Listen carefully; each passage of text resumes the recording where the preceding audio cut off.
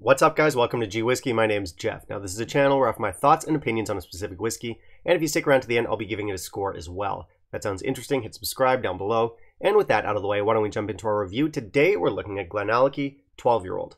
Stick around.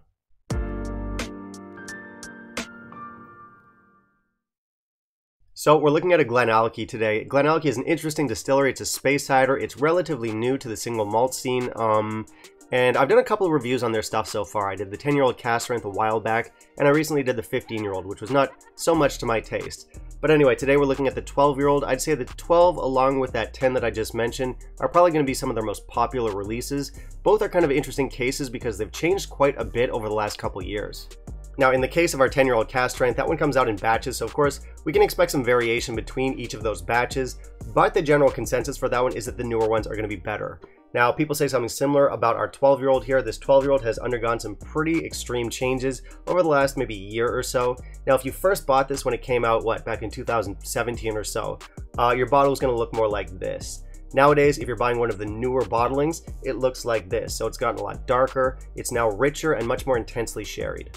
Now, I think it was like 2016, 2017 that GlenAllachie actually fell under new ownership. A guy named Billy Walker of GlenDronach fame, some of his associates, they bought out the GlenAllachie distillery. And basically, as soon as they moved in, they started putting out their first releases. Now, that early version of the 12-year-old was just the stock that they inherited from the previous owners. I don't think they really had time to do much with it.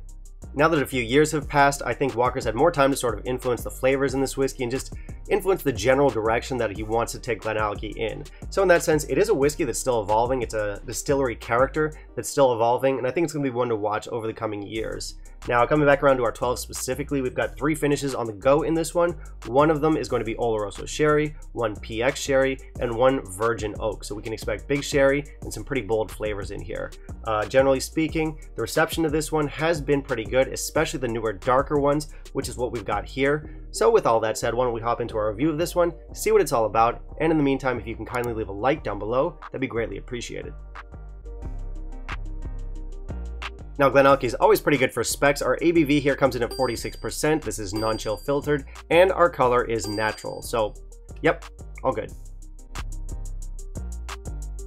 So you can see our color there. That is a pretty dark whiskey for a 12-year-old.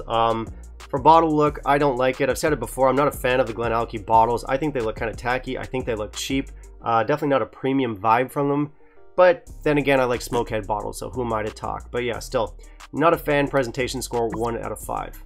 But at least for info, we are looking good. We have a natural color here. We have non-chill filtered here. What we don't have is what kind of cask they used to finish this in. They don't have to include that, but that would just be a nice bit of extra info to include on the label. Beyond that, I'm usually a fan of these short squat bottles just because they're less likely to tip over. Not so much in this case, just because I'm not a fan of this look. I'd rather hide it at the back of my shelf behind the other bottles, but because it's short and it's fat and it's squat, gotta keep it towards the front where everyone can see it, and it's ugly and it sucks. Flintstones looking motherfucker. Alright, let's try our nose. So we have quite a bright, vibrant sherry here. It's a little bit acidic, so maybe something like fruit vinegar or apple vinegar, something along those lines. We also have some tangerine zest in here. We have some shortbread, some stone fruit, some maybe golden delicious apples, salted toffee, banana, cinnamon. Let's try our palate.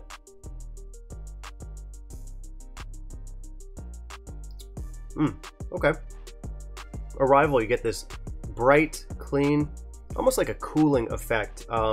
Sprite, there is butterscotch, Lyle's golden syrup, ginger in here, some white pepper, some drying oak.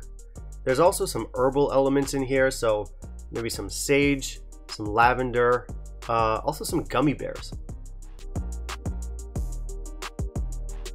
Let's try the finish here.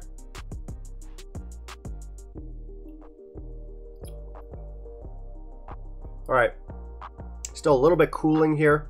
Flavors are going to be mint, nuts, vanilla, lemon drops, stone fruit, and some oak.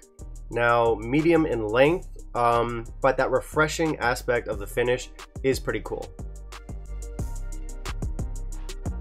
So I like this one. We're getting a rich, full, complex sherry here, and lucky it's nothing too cookie cutter. I don't know why I thought this, but when I learned that the newer batches were much darker than the older ones, I suppose I was expecting something a little bit more generic, maybe not generic, but more mainstream than what we're getting here. Something maybe more akin to a GlenDronach 12, which I do enjoy, by the way. But no, we're getting something that's definitely of its own character. We have some pretty unique flavors in here. Interesting flavors in here. It's got an interesting cooling effect, almost like an effervescence to it. We also have fun notes in here. So there's like gummy bears, lemon drops, mint in there. We also have these bright, zesty, almost acidic, fruity notes. And finally, you have that white pepper, you have that ginger and some herbal notes to offer it a nice counterbalance. So yeah, I think this comes together really nicely. I think it's a fun whiskey. We've got some decent complexity in here. We've got some good balance. Not only that, it's got enough character here that it doesn't get lost in a sea of entry-level sherry 12-year-olds. It does do its own thing. We've got a lot of vibrant, very alive flavors in this. Of course, this is a very sherried whiskey. We definitely see the effects of the PX and the Oloroso cask finish in here, but I think we can also thank the virgin oak finish. This one does have a nice thick mouthfeel. Not only that, some nice creamy vanilla notes in here too. So yeah, this is solid stuff. My score is going to be 87. I think out of the widely available core range from GlenAllachie, this one's going to be my favorite. Now this one gives us more balance and more complexity than the 15-year-old. The 15-year-old, as far as I'm concerned, is basically just loud, sweet sherry. Compared to the 10-year-old, this one is a little bit more refined. The 10-year-old is bigger, but it's not totally my style. It's still decent stuff. This one also lets the distillery character shine through a little bit. Now, I've not had a lot of GlenAllachie, but from what I can tell, the distillery character is mostly defined by sort of those slightly acidic, fruity notes. So yeah, solid stuff. I think it's your best bet from the core range. I think it's a solid 12-year-old through and through. Now, if I were to have one complaint, and this would be something that applies to most GlenAllachies, not specifically the 12-year-old, it is about that house style. GlenAllachie in general does have a certain sourness or acidity to it that I do think could be toned down. That does shine through in the 12. It's nothing over the top. It's not overbearing, but it is there. Anyway, that's a small gripe. I think overall we're getting some pretty big, pretty substantial flavors in this one. Now, I wouldn't call it a sherry bomb, but it is definitely sherry forward. You get plenty of sweet, satisfying sherry notes in here. Add on top of that, you get an extra layer of oak, of vanilla, and some of that fruity sourness. So it comes together nicely. It's pretty dynamic stuff. Now, when it comes to value, I think we've got a really nice deal here. This one comes in at an entry-level price tag. I think it's going to be one of the better options within its category. We've got a whiskey here with some weight, with some character. So yeah, overall, I'd say it's accessible stuff, both in terms of flavor and in terms of price. Okay, that's it for me today, guys. Thank you very much for watching. As always, hit subscribe down below, click that little bell icon, and of course, smash the like. Now, I do want to hear from you. Have you tried the GlenAllachie 12? Which version did you try, the older one or the newer one? What were your thoughts? And finally, down in the comments, let me know what you want to see me review next, and I'll keep it in mind for my upcoming videos. Bye, guys.